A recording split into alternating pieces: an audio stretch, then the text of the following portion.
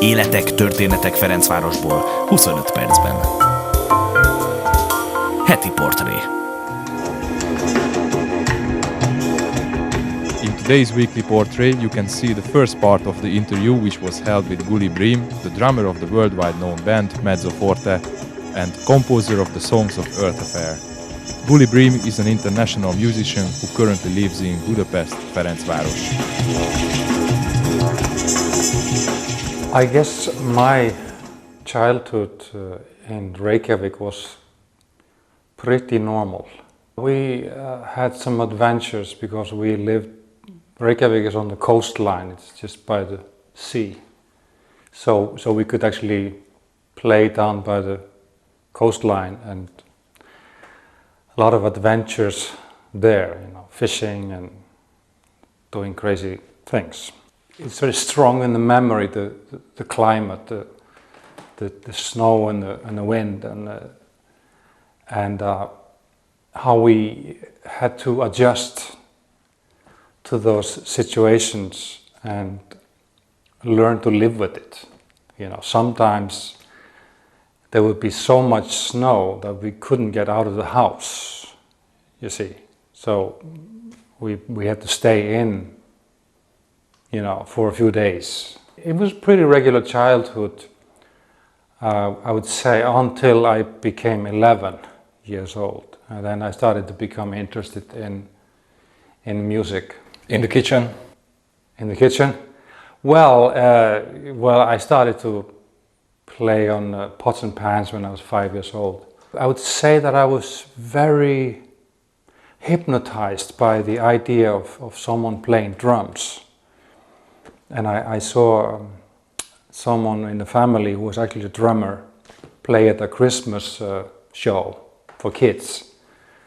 And everybody's dancing around the Christmas tree, with their parents, and I wouldn't do that. I was just sitting on the stage and watching this guy playing the drums. I guess I was 7 years old at the time.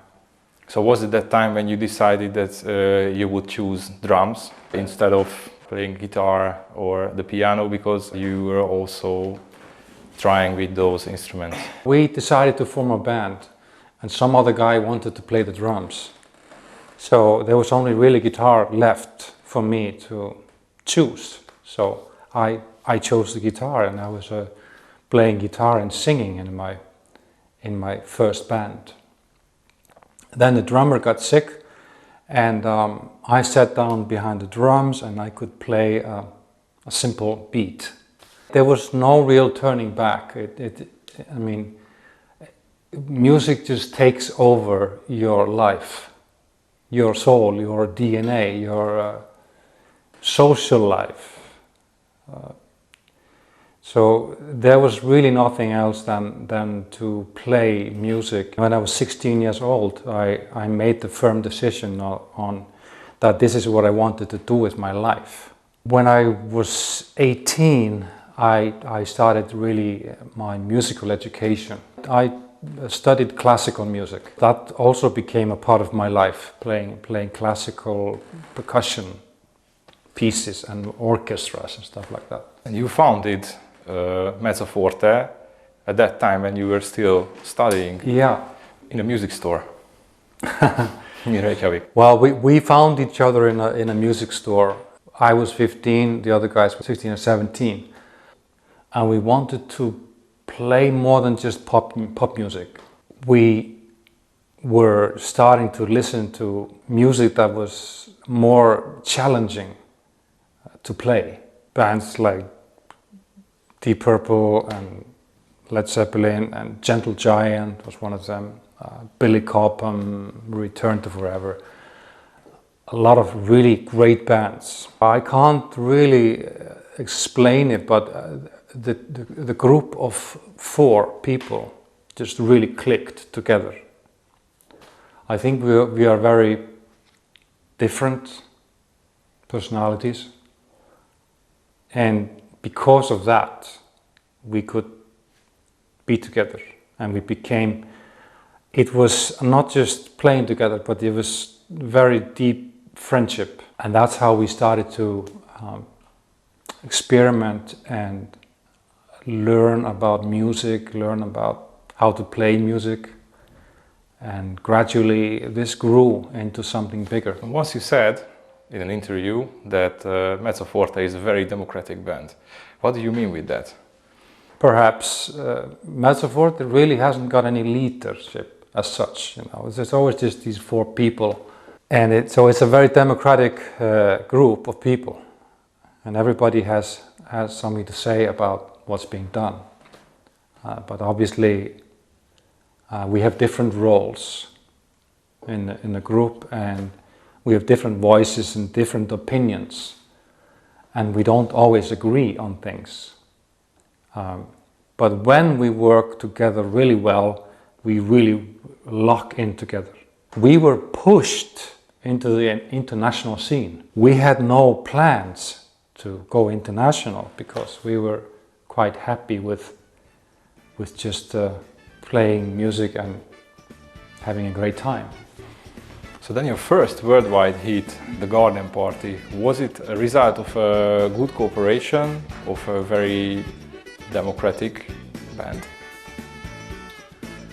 It was the result of a great song that was written, and a great team of people that helped put it together.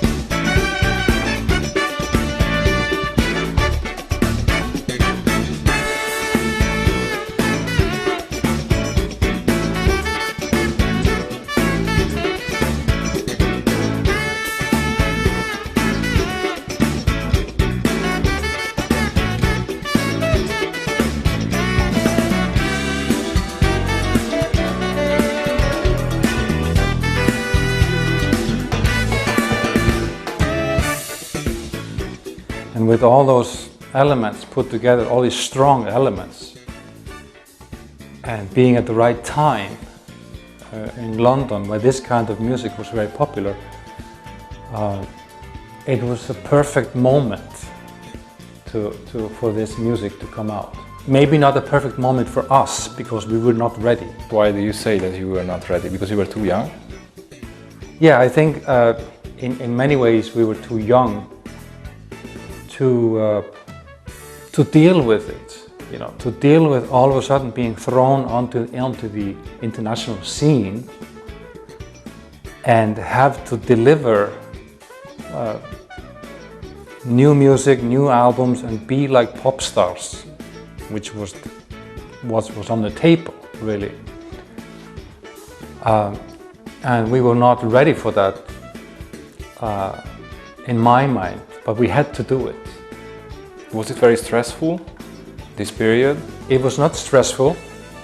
It was a lot of fun, but we made a lot of mistakes. For example? Well, we didn't know anything about the international scene. We didn't know anything about, being on the road for like 2 months. We didn't know anything about money. We didn't know anything about contracts. And we suffered because of that. So it was not always just fun and success. We made some mistakes along the way. And we did really stupid things. But who cares, we just did what we could do at the time. Since 1983, you are traveling all around the world with Mezzoforte. You've been in many countries, many cities. When you go to a concert to any country or any city, how much time or how much energy do you have to get in a bit deep with the local culture? Not too much. Since we've been playing music for so long, and we have visited a lot of countries many times.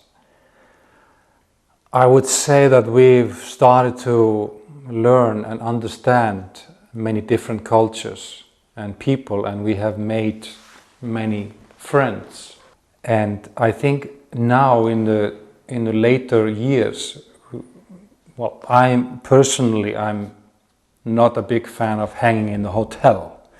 I would rather go out, even if it's in the middle of the night, and go out with some friends to Chinatown and Jakarta and see the nightlife and the people on the streets and the children playing in the streets at 3 o'clock in the morning. Little 3, 4, 5-year-old kids, and seeing the complete opposite part of the world, which is so different from the Western side and from Europe and from what I grew up with. Were these cultural experiences the reason why you started to work as ambassador with the 46664 Nelson Mandela Foundation? The Nelson Mandela contact came because I got offered to play some of my solo stuff, some of my own music at a big Mandela concert rally in Norway. And that was the time that we got to meet him and learn about him, what he was doing and his message, and how important it is to be aware of it, what's going on in the world, and especially in those suffering countries, and what we can possibly contribute to that situation.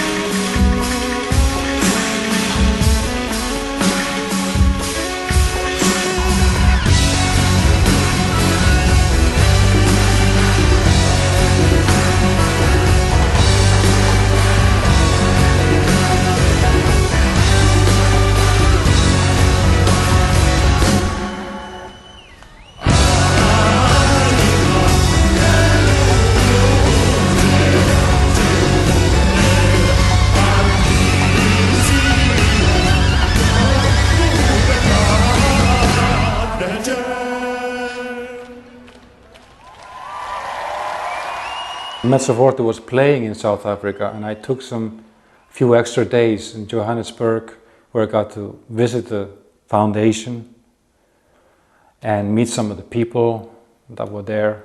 Possibly what I can do to help to raise awareness about starving children and AIDS, HIV, is that I can create music. I can play music, create music, and try to deliver something that means something to the world. You met Nelson Mandela one time. How do you remember him? How was this meeting? The meeting was short. It was more like an opportunity just to be in his presence and to shake his hand and say whatever you would like to say to him. He was a very graceful man, and he was sitting very straight, very focused, and very beautiful energy with this man. And it's hard to describe, really. He just had this divine feeling about him. You know, he's very smart, dressed in this beautiful African costume. I could see the respect that he had from all these other politicians and famous pop stars. And that I could see that he was the biggest of them all. Basically what he was saying was, you know, we need your help and get to work. And to me, you know, it may be a challenge to help all of Africa. You said that Nelson Mandela was kind of bigger than any star musician that who you met with. Mm-hmm. But for example, you worked together with Madonna, and also you worked together with Antonio Banderas. How do you remember to that cooperation? It was in 1996 with Eythor, the movie, and later on with Madonna it continued. Could you please talk about this period? I flew to London and I had the chance to spend a day with Madonna and Antonio Banderas and Alan Parker and Andrew Lloyd Webber. For me it was nothing really unusual, but it was just a lot of famous people in the studio.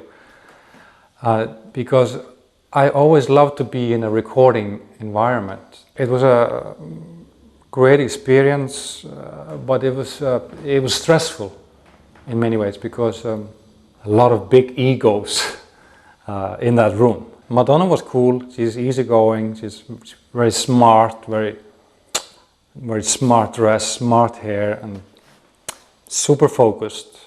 And I learned about her that she set some really high standards for herself and for her music.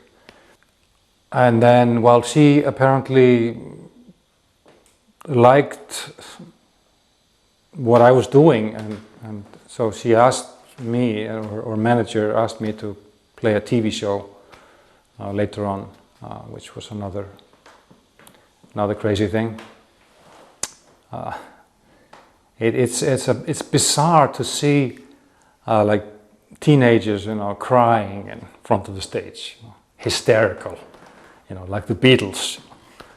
But that's what happened on this TV show. It was just nuts. It was crazy. But it was fun, and it was a special moment in my life, I would say. It was something that I would have never imagined. But life is full of surprises, and I'm always open to possibilities, because you get what you think about. You know, you get what you set your mind to. And I always thought to myself that I wanted to be an international player. I didn't want to just be a local player in my country, although I did a lot of that. I was a local player for a long time.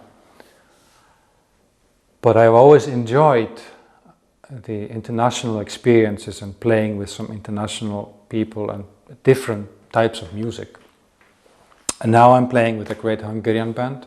You live in Hungary a year ago, constantly.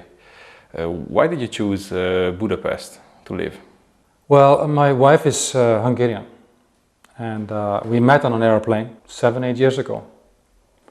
And so that's what happened, and that's why I'm here. Trying to learn the language, but it's not going very well, sadly. Can you say some things you know in Hungarian? No, don't ask me to. You know, I only know the important things like ihessuajok, almossuajok, and siastok, you know, That's cool. I have a little book of Hungarian which I'm reading now. I'm trying. Mezzoforte has played in Hungary several times over the last 8 years. And that's been interesting for me to be here and play with Mezzoforte when the band is here. And how do you practice? How do you arrange your life this way that you are located in Budapest, in Ferencváros? Working with a band, it only happens when we're together. In the last few years we've gone to a summer house for a week, maybe in a remote place in Iceland. We have recorded in different parts of the world. Faroe Islands, Berlin, Iceland obviously. And so wherever we've been able to find a place together, we've tried to gather the group together to get some work done. And you also started your solo career. What did the bandmates said about that? Mezzoforte is a particular style of music, and it's great as that. In Mezzoforte there's a lot of creative brains. You know, there are 4 or 5 people sometimes who are all writing music, and they all have something to say. Regarding my solo stuff, Earth Affair it's called, it just comes out of my desire to create something, you know, to create something new, create something that is a little bit strange.